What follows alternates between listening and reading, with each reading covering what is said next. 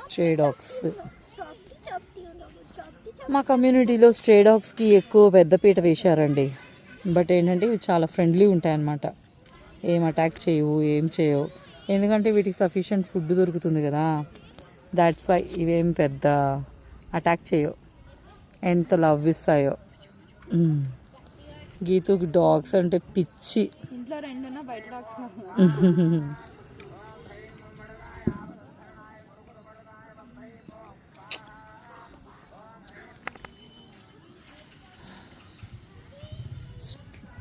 ఏం పేరు పెట్టారో దీనికి? అవును, వీడి ట్యాక్స్ లేవింది.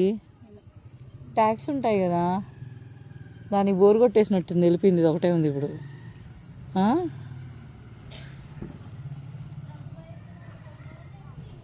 ట్యాక్స్ లేవు దీనికి. ట్యాక్స్ వేయాలంటున్నారుగా, మళ్ళీ పెంచుకోవాలంటే ట్యాక్స్ ఉండాలి, అది ఇది అన్నారు మన వాళ్ళు. వీటికి జస్ట్ లైక్ అన్కండిషనల్ లవ్ ఇస్తే చాలు తెలుసు కదా. ఫుడ్ కూడా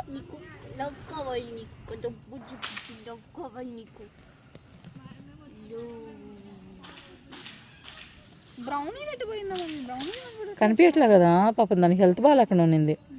ఏమైందో మరి. బట్ ఇది చూడు సూపర్ ఉంది, ఇది క్యూట్. నేను దీన్ని ఎప్పుడు చూడలేదు నాన్న. వాళ్ళు ఉంటాయి చూసావా, అవి మాత్రం బాగా గట్టిగా అరుస్తూ ఉంటాయి. ఇది ఇంకొక ఏమి నా ఫ్రెండ్ లాగా ఉన్నారు ఇద్దరు ఫ్రెండ్స్. ఓ ఇద్దరు బాయ్సే.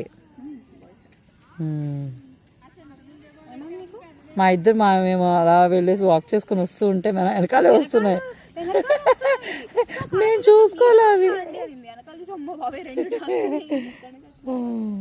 మేము అసలు చూసుకోలే వీటిని.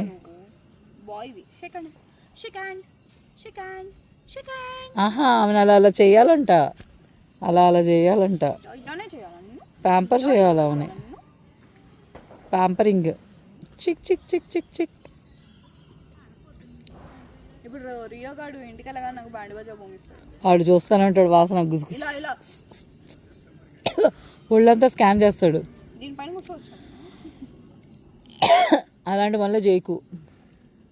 అప్పుడు నేను కూడా డ్రాగన్ లాగా ఇట్లా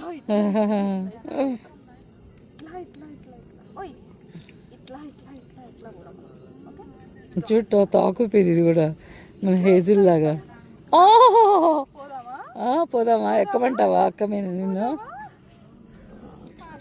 యోగా చేస్తుంది, యోగాసనాలు. వచ్చేసావు నాతో పాటు ఇంటికి. మరి యోగా